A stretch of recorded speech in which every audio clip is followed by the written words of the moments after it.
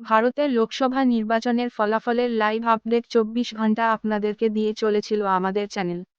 আপাতত আপডেট এই যে প্রধানমন্ত্রী নরেন্দ্র মোদী পদত্যাগপত্র জমা দিতে রাষ্ট্রপতি ভবনে পৌঁছেছেন।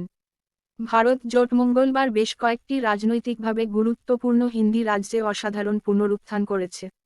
জোটের একটি অংশীদার সমাজবাদী পার্টি উত্তরপ্রদেশে যথেষ্ট ভালো ফল করেছে, অন্যদিকে তারা রাজস্থান, বিহার, হরিয়ানা এবং ঝাড়খণ্ডেও উন্নতি করেছে। সেটা লোকসভা নির্বাচনের ফলাফল এই স্পষ্ট।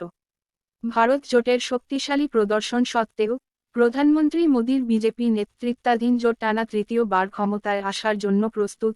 বিভিন্ন এক্সিট পোল অপ্রতিরোধ্য সংখ্যাগরিষ্ঠতা দেখিয়েছিল তাদের, কিন্তু ফলাফল আর প্রবণতা ইঙ্গিত করে এই যে জাতীয় গণতান্ত্রিক জোট 291টি লোকসভা আসন সুরক্ষিত করতে পেরেছে, যেখানে ভারত জোট 231টি আসন পেতে চলেছে। লোকসভা নির্বাচনের ফলাফলে বিজেপি যারপরনাই বিস্মিত। বিজেপির নিজস্ব আসন সংখ্যা সংখ্যাগরিষ্ঠতার নিচে। ক্ষমতাসীন জোটের সরকার গঠনের প্রস্তুতি থাকলেও আগের লোকসভা ভোটে বিজেপির আসন সংখ্যা ছিল 303টি।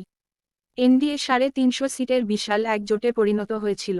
উত্তরপ্রদেশ, হরিয়ানা এবং রাজস্থানের ঐতিহ্যবাহী দুর্গগুলিতে আগের লোকসভা ভোটে যথেষ্ট ভালো ফল করলেও এবার কিন্তু বিজেপির জন্য উল্লেখযোগ্য ধাক্কা এই রাজ্যগুলি দিয়েছে, সেটা স্পষ্ট।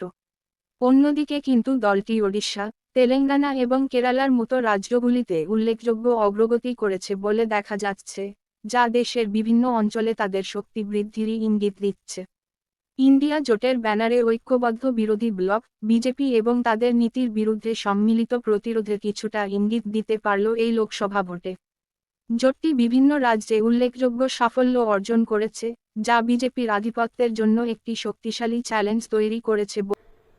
तीसरे कार्यकाल में देश बड़े फैसलों का एक नया अध्याय लिखेगा।